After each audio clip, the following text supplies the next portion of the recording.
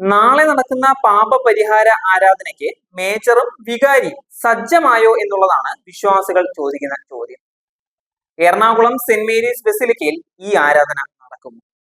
അങ്ങനെ ബസിലിക്കയിൽ ആരാധന നടക്കുകയാണ് എന്നുണ്ടെങ്കിൽ ആ ആരാധനയ്ക്ക് നേതൃത്വം നൽകാൻ മേജറും മെത്രാപൊലിത്തൻ വികാരിയും തയ്യാറാകുന്നു. അങ്ങനെ അവർ നേതൃത്വം നൽകിയാൽ അത് വലിയ അത്ഭുതമായി തന്നെ മാറും. വിശുദ്ധ കുർബാനയ്ക്കെതിരെ എറണാകുളം അതിരൂപതയിലെ സഭാ വിശ്വാസികൾക്കെതിരെ വിമതന്മാർ ചെയ്ത എല്ലാ പാപങ്ങൾക്കും പരിഹാരമാകും. മാത്രമല്ല അവിടെ പ്രഖ്യാപിക്കണം, സീറോ മലബാർ സഭയുടെ സിനഡ് ക്രമീകരിച്ച ദിവ്യബലി ഒക്ടോബർ 1 മുതൽ നമ്മുടെ അതിരൂപതയിലെ എല്ലാ ദേവാലയങ്ങളിലും അർപ്പിച്ചു തുടങ്ങണം. ഇപ്പോഴുള്ളിടത്ത് അത് തുടരണമെന്ന്. അതോടെ സഭയിൽ സമ്പൂർണ്ണ നവീകരണം സംഭവിക്കും.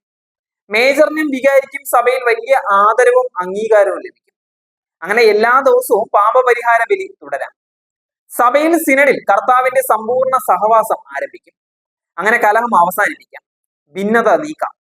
അതിനായി മേജറും വികാരി ഇതിന് മുന്നോട്ട് വരിക തന്നെ വേണം. പോലീസിനെ വിളിക്കേണ്ട ആവശ്യമില്ല.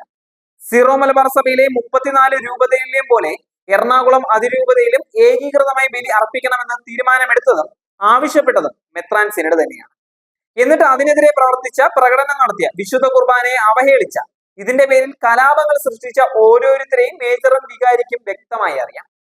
ക്രിസ്തുവിന്റെ പാതയിൽ അതിരൂപതയിലെ കാര്യങ്ങൾ ദൈവഹിതമനുസരിച്ച് പ്രവർത്തിച്ചിരുന്ന കൂരിയായെ മാറ്റാൻ ആവശ്യപ്പെട്ടുള്ളവരെയും അവിടെ നിയമിക്കേണ്ടവരായ വിമതരുടെ ലിസ്റ്റ് തയ്യാറാക്കി നൽകിയവരെ മേജറിനും വികാരിക്കും നന്നായി അറിയാം. മാത്രമല്ല വിമത കൂരിയ കാട്ടിക്കൂട്ടിയ തെമ്മാടിത്തരങ്ങളും അതിന് കൂട്ടുനിന്ന പ്രോത്സാഹനങ്ങൾ നൽകിയതും സിനഡിൽ ഈ വിഷയങ്ങൾ ചർച്ച ചെയ്യാതിരുന്നത് തുടങ്ങിയ എല്ലാ തിന്മകളുടെയും ചുക്കാൻ പിടിച്ചത് മേജറും വികാരിയുമാണ് എന്ന് വിശ്വസിക്കുന്നവരാണ് അൽമായർ.